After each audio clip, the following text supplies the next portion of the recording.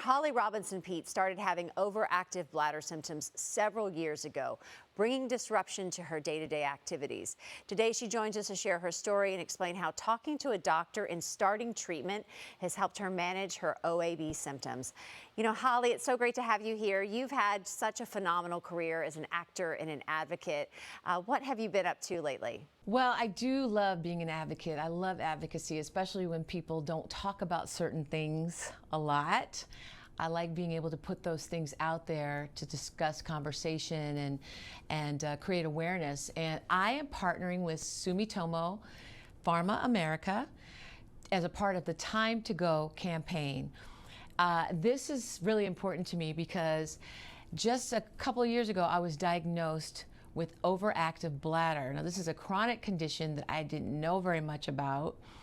And my symptoms were frequency of urination 8+ times a day, leakage episodes, that urgent, gotta go right now feeling. And it was hard to continue my lifestyle with all the things I got going in my life with OAB. And I really just didn't know much about it until I was complaining to my girlfriend about my symptoms. And she said, you need to talk to a doctor. You need to talk about your symptoms and see if this is something other than just what I thought, which was just natural aging or menopause or, you know, having 4 kids. And I did. I went and talked to my doctor, and I'm so glad I did. Holly, tell us about your experience with OAB. When did you first start to notice symptoms, and what finally made you speak up?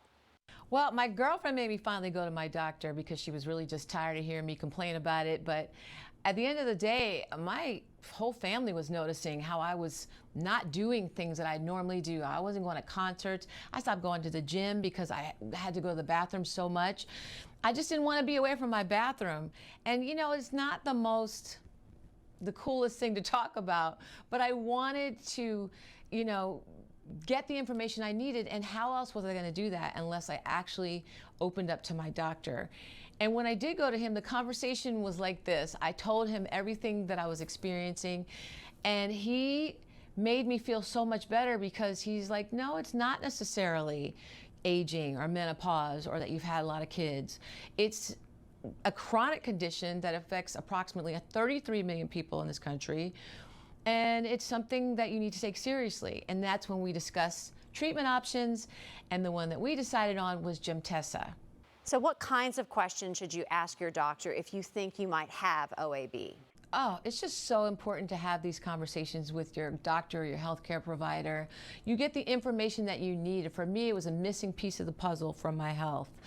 My doctor told me about the most common side effects, which are headache, common cold symptoms, urinary tract infection. He armed me with the tools and information I needed to treat my OAB and to cope with it. And that is something that I would have never received if I didn't take that step to go see my doctor. And it's empowering to get information about your health. So that starts with opening up and not being ashamed or embarrassed or feel like the stigma to talk about something that, you know, you normally wouldn't talk about openly and publicly.